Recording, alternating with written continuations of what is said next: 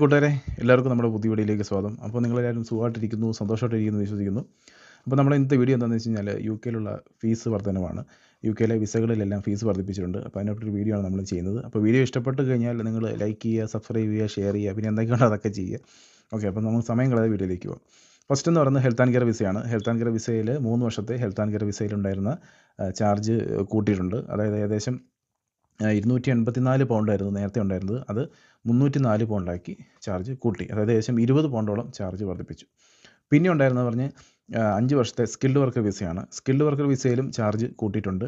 അതായത് ഏകദേശം 551 പൗണ്ട് ഉണ്ടായിരുന്ന സ്കിൽഡ് വർക്കർ വിസയുടെ ചാർജ് ഇപ്പോൾ 590 പൗണ്ടാക്കി കൂട്ടിയിട്ടുണ്ട്. അതായത് ഏകദേശം ഒരു 40 പൗണ്ടോളം എടുത്ത് അതിനും ചാർജ് വർദ്ധിപ്പിച്ചു. പിന്നെ ഉള്ളത് വിസിറ്റിംഗ് വിസയാണ്, ബേസിക് സ്റ്റാൻഡേർഡ്. അതിൻ്റെ ചാർജുകളും വർദ്ധിപ്പിച്ചു. 127 പൗണ്ടോളം അതിൻ്റെ ചാർജ് വർദ്ധിപ്പിച്ചു. പിന്നെ ഉള്ളത് ILR ആണ്, ഇൻഡെഫിനിറ്റ് ലീവ് ടു റിമെയിൻ. അതിൻ്റെ ചാർജും വർദ്ധിപ്പിച്ചു. അതായത് 2285 പൗണ്ട് ഉണ്ടായിരുന്ന ILR ഫീസ് 3029 പൗണ്ടിലോട്ട് അതിൻ്റെ ചാർജുകളും കൂട്ടി. പിന്നെ ഇതിനകത്തൊരു ലോട്ടറി എന്താണെന്ന് ചോദിച്ചു കഴിഞ്ഞാൽ പറയാനാണെങ്കിൽ നമ്മുടെ ഇപ്പോൾ ഹെൽത്ത് ആൻഡ് കെയർ വിസയിലുള്ളവർക്ക് IS സർചാർജ് അവർക്ക് ഒഴിവാക്കി. അവർക്ക് ഒരു വർഷത്തിനുള്ള ഇനി IS സർചാർജ് കൊടുക്കണ്ട എന്നുള്ളതാണ്. അത് അവർക്ക് വലിയ ലോട്ടറിയാണ്. കാരണം ഒരു വർഷം ഏകദേശം 1035 പൗണ്ടോളം IS surcharge health and care വിസയിലുള്ളവർക്ക് കൊടുക്കണമായിരുന്നു. സോ അവർക്കത് കൊടുക്കണ്ട. അതൊരു ലോട്ടറി തന്നെയാണ് അവർക്ക്. പിന്നെ സ്റ്റുഡൻറ്റ് വിസയിലും സർവീസ് ചാർജ് വർദ്ധിപ്പിച്ചിട്ടുണ്ട്.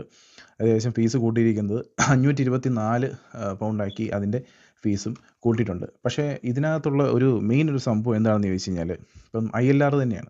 ഇപ്പം ഞാൻ ഈ മുമ്പ് പറഞ്ഞ പോലെ 2285 പൗണ്ട് 3029 പൗണ്ടിലോട്ട് കൂട്ടിയെന്ന് പറയുമ്പോൾ അതൊരു വലിയൊരു എമൗണ്ട് ആയിട്ട് നമുക്ക് തോന്നത്തില്ല. പക്ഷേ ILR എന്ന് പറയുന്ന സംഭവത്തിൻ്റെ ഫീസ് ഒരു കുടുംബത്തിൽ 4 ഉണ്ടെങ്കിൽ അവരുടെ ഫീസ് എന്ന് പറയുന്നത് 12,000 പൗണ്ടാണ്. നിങ്ങൾ ആലോചിച്ച് നോക്കി, 12,000 പൗണ്ട് അവർ മുടക്കിയാൽ മാത്രമേ അവർക്ക് ILR കിട്ടുള്ളൂ.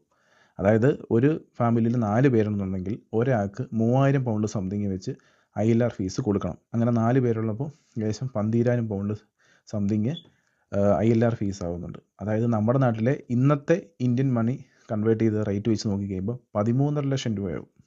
13.5 ലക്ഷം രൂപ ILR എടുക്കാനാവും ഒരു വീട്ടിൽ 4 പേരുണ്ടെങ്കിൽ. അത് വലിയൊരു എമൗണ്ട് തന്നെയാണ് ഇവിടെ സംബന്ധിച്ചിടത്തോളം. കാരണം എന്താണെന്ന് ചോദിച്ചു കഴിഞ്ഞാൽ സാലറി കിട്ടുന്നുള്ളോ ഇല്ലെന്നുള്ളതല്ല. സാലറി നല്ല രീതിയിൽ എല്ലാവർക്കും കിട്ടുന്നുണ്ട്, ഇല്ലെന്നൊന്നും ഞാൻ പറയുന്നില്ല. പക്ഷേ അതിൻ്റെ കൂടെ ചിലവുകളെല്ലാം കൂടി എന്നുള്ള സംഭവം നമ്മൾ മനസ്സിലാക്കണം. ഓൾറെഡി തന്നെ ഇതിനു മുമ്പ് ഞാൻ എൻ്റെ പഴയ യൂട്യൂബ് ചാനലിൽ പറഞ്ഞിട്ടുണ്ടായിരുന്നു. ഇതിന് മുമ്പ് തന്നെ, അതായത് ഇവിടെയുള്ള ഫീസുകൾ കൂടുന്നതിന് മുമ്പ് തന്നെ സൂപ്പർ മാർക്കറ്റിലും ഹൈപ്പർ മാർക്കറ്റിലും എല്ലാം തന്നെ സാധനങ്ങളുടെ വില കൂട്ടി. 1 പൗണ്ട് ഉണ്ടായിരുന്ന സവോള ഒരു കിലോയ്ക്ക് ഒരു പൗണ്ടിന് 1 കിലോ കിട്ടുന്ന സവോളയുടെ ഇതെല്ലാം അവർ 1.10 1.20 ആക്കി. അങ്ങനെ അതുപോലെ തന്നെ തൈരിന്, പാലിന് എല്ലാത്തിനും കൂട്ടി. നമുക്ക് വേണ്ട സാധനങ്ങൾ, തിന്നുന്ന സാധനങ്ങളിലെല്ലാം വില കൂട്ടി. അതോടൊപ്പം തന്നെ ഫീസ് കൂട്ടി, ടാക്സസ് കൂട്ടി, എല്ലാം കൂട്ടി. ഇത് മാത്രമല്ല കേട്ടോ ഞാനീ പറഞ്ഞത്. ഇപ്പം ഞാനിപ്പം ബേസിക് ആയിട്ടുള്ളത് പറഞ്ഞത് മാത്രമേ ഉള്ളൂ ഈ വിസയുടെ കേസുകളിൽ. ബാക്കിയുള്ള ഇവിടെയുള്ള ഇലക്ട്രിക് കാറുകളുടെ കാര്യത്തിലും മറ്റേതിലും മറിച്ചതിലും എല്ലാം തന്നെ ഫീസുകൾ കൂട്ടിയിട്ടുണ്ട്. അപ്പോൾ ഇത് വലിയൊരു സാധാരണക്കാരനെ സംബന്ധിച്ചിടത്തോളം ഇത് വലിയൊരു എമൗണ്ട് തന്നെയാണ്. കാരണം എന്താണെന്ന് ചോദിച്ചു കഴിഞ്ഞാൽ ഇപ്പം ഞാൻ പറയാന്നുണ്ടെങ്കിൽ എക്സാം എഴുതി ഇവിടെ വന്നിരിക്കുന്ന നേഴ്സായിട്ട് കയറിയിരിക്കുന്നവർക്കൊന്നും ഒരു പ്രശ്നമില്ല. കാരണം അവർക്ക് നല്ലൊരു കടങ്ങളും കാര്യങ്ങളും കാണത്തില്ല. എടുത്ത് വന്നിരിക്കുന്ന പൈസ കൊടുക്കേണ്ട ആവശ്യമില്ല. അതല്ലാതെ ഇപ്പം ഏജൻസി ഡിപ്പെൻഡ് ചെയ്ത് ഇവിടെ വന്നിരിക്കുന്ന ആൾക്കാരുണ്ട്. അപ്പോൾ അവരിൽ നിന്ന് പൈസ മേടിച്ചിട്ട് പിന്നെ അവർക്ക് പൈസ കൊടുക്കണമല്ലോ. ഏജൻസിയുടെ പൈസ ഉണ്ട്, മേടിച്ചിരിക്കുന്ന പൈസ ഉണ്ട്, അവർക്ക് ആ പൈസ കൊടുക്കണം. ഇത്ര ലക്ഷം രൂപ, 12 ലക്ഷം രൂപ, 15 ലക്ഷം രൂപ ഒക്കെ മേടിച്ച് വന്നിട്ട് ആൾക്കാരുണ്ട്. അതെല്ലാം ഒന്ന് കൊടുത്ത് എന്താ പറയുന്നത്, സെറ്റായി വരുന്ന സമയത്താണ് അടുത്തത് വിസ റിന്യൂവൽ വരുന്നത്. വിസ റിന്യൂവലിന് വീണ്ടും ഇപ്പോൾ യുകെയിലുള്ള എല്ലാ ഏജൻസികളും ഇപ്പം ഇങ്ങനെ പൈസ മേടിക്കുമെന്നല്ല ഞാനീ പറഞ്ഞത്. പിന്നെ ഒരുപാട് ഏജൻസികൾ വീണ്ടും പൈസ ചോദിക്കാൻ ചാൻസ് ഉണ്ട് വിസ റിന്യൂവൽ സമയത്ത്. ചില ഏജൻസികളൊന്നും ചോദിക്കത്തില്ല. പക്ഷേ വീണ്ടും ഈ ഏജൻസികൾ, ഈ ഹെയർകോമായിട്ട് ലിങ്കായിട്ടുള്ള ഏജൻസികൾ വീണ്ടും ഇവരെ പിഴിയാനായിട്ടുള്ള പരിപാടി സാധ്യത കൂടുതലാണ്. എത്ര ഏജൻസികൾ പിഴിഞ്ഞിട്ടുണ്ടോ ഇല്ലയോ എന്നുള്ളതൊന്നും അറിയത്തില്ല. ഏതായാലും അങ്ങനെ പിഴിയാതിരിക്കട്ടെ എന്നാണ് പറയാനുള്ളത്. കാരണം അത് വലിയ ചൂഷണം തന്നെയാണ്. കാരണം ഒന്ന് ഇവിടെ വരുന്നതിന് ഇത്രയും പൈസ 10-15 ലക്ഷം രൂപ കൊടുത്ത് ഇവിടെ വരുന്നു. അതിനുശേഷം വീണ്ടും വിസ റിന്യൂ ചെയ്യുന്നതിന് വീണ്ടും ഈ ചൂഷണം പരിപാടിയൊക്കെ ചെയ്യുന്നതെന്ന് പറഞ്ഞാൽ അത് കേസ് കൊടുത്ത് അവരെ അടക്കേണ്ട സംഭവം തന്നെയാണ്. അവരെ ജയിലിൽ അടയ്ക്കേണ്ട സംഭവം തന്നെയാണ്, അല്ലെങ്കിൽ അവരെ ഡീപ്പോർട്ട് ചെയ്യേണ്ട സംഭവം തന്നെയാണ്. പക്ഷേ മിക്കവരും കൊടുക്കത്തില്ല. കാരണം എന്ന് വെച്ചാൽ അതിൻ്റെ പേരിൽ ഇവരും ജോലി ചെയ്യുന്ന ആൾക്കാരും ഡീപ്പോർട്ട് ചെയ്ത് നാട്ടിൽ പോകേണ്ടി വരുമോ എന്നോർത്തിട്ട് ആൾക്കാരും അത് ചെയ്യാറില്ല. അതാ ഒരു സംഭവം.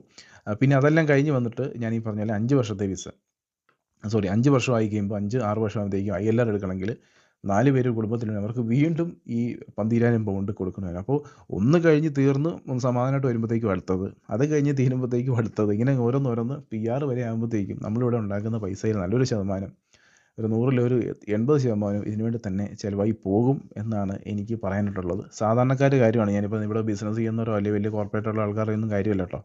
സാധാരണക്കാർക്ക് ഉണ്ടാകുന്ന കാര്യമാണ് ഞാൻ ഈ പറഞ്ഞത്. പക്ഷേ ഇപ്പം PR ഒന്നും വേണ്ട, അങ്ങനെ ഇല്ലാത്തവർക്ക് ആൾക്കാർക്കൊന്നും കുഴപ്പമില്ല. അവർക്ക് നാട്ടിൽ പോവാം. അവരെയൊന്നും ബാധിക്കുന്ന കേസല്ല. പക്ഷേ അതല്ലാതെ ഇതെല്ലാം എടുക്കാൻ നിൽക്കുന്നവർക്ക് ഓരോന്നോരോന്ന് കഴിയുന്തോറും ഓരോന്നോരോന്നോരോന്ന് ഇങ്ങനെ വന്നുകൊണ്ടിരിക്കുകയാണ്. അതിൻ്റെ കൂടെ പിന്നെ സാധനങ്ങളുടെ വില കൂടി, അതങ്ങനെ പിന്നെ നമുക്ക് വേറെ എന്തെങ്കിലും ആവശ്യ കാര്യങ്ങൾ പുറത്തുണ്ടെങ്കിൽ അതിൻ്റെ പോകുന്ന ചിലവ് വേറെ, ഇതെല്ലാം കൂടിക്കൊണ്ടിരിക്കുകയാണ് UK-ൽ. സാലറി കൂടി എന്ന് പറയുന്നത് ഒരു പേരിന് മാത്രമുള്ളൊരു സംഭവമാണ്. നിങ്ങൾക്ക് അറിയായിരിക്കും, അതിനെപ്പറ്റി ഞാൻ കൂടുതൽ പറയണ്ടല്ലോ. അത് 10 15 പൗണ്ടോ ഒന്നും അല്ല കൂടിയിരിക്കുന്നത്. സോറി, ഒരു 4 5 പൗണ്ടൊന്നും അല്ല കൂടിയിരിക്കുന്നത്. ഇത്ര ഒരു പൗണ്ട് പോലും കഷ്ടിച്ച് നമുക്ക് അതിനകത്ത് മണിക്കൂറിൽ കൂട്ടിയിട്ടില്ല. അത്രയും തന്നെ നമ്മൾ ആലോചിക്കും. 1 പൗണ്ട് പോലും കഷ്ടിച്ച് മണിക്കൂർ കൂട്ടിയിട്ടില്ല.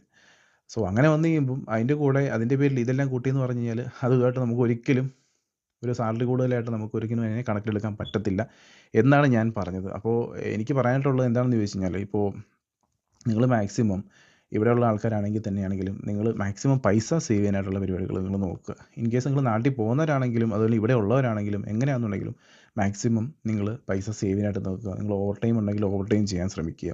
അങ്ങനെ മാക്സിമം പൈസ ഉണ്ടാക്കാനായിട്ട് നോക്കുക. ഓക്കെ, ശരിയാണ്, നമുക്കറിയാം ഇവിടെ കഷ്ടപ്പാടും കാര്യങ്ങളെല്ലാം ഉണ്ടെന്നുള്ളത് നമുക്കറിയാം.